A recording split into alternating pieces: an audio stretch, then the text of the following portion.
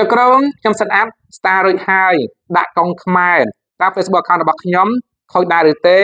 លោកគ្រូជួនក៏ខូចចឹងហ៎បងជួនក៏អត់ដែរចឹងណាពីវតែម្ដងណាហើយចាំបកស្រាយជូនបងទី1ខូចសិន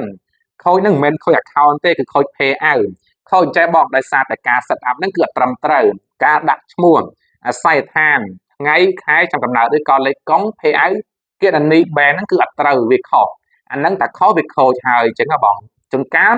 ករណីខ្លះយើងអាចកែបានករណីខ្លះគឺកែបានទេអានេះគឺស្មើនឹងខូចនឹងហើយចឹងហ៎បងប៉ុន្តែมันខូចវិញកុងខ្មែរក៏បានដែរបងអត់អីទេសំខាន់ឲ្យតែបងធ្វើនឹងវាត្រូវតាំងពីដើមរហូតដល់ពន្ធតាក់ចុងក្រោយហ្នឹងគឺត្រឹមត្រូវអាហ្នឹងគឺអូខេបានហើយដល់ពេល 2CM ធ្លាក់មកបង link ជាមួយនឹងក៏បានដែរអាហ្នឹងបើសិនជា account ហ្នឹងណាតែបើសិនជាក្នុងករណីថា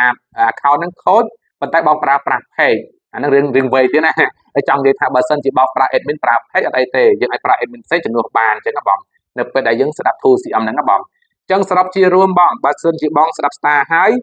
ធ្វើត្រឹមត្រូវអត់មានបញ្ហាទេកុំបារម្ភអញ្ចឹងណាបង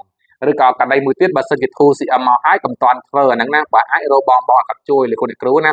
ឬបើរត់បានទេចាំតាក់ទងមកលោកគ្រូចាំជួយនេះក៏បានដែរអញ្ចឹងណាអរគុណ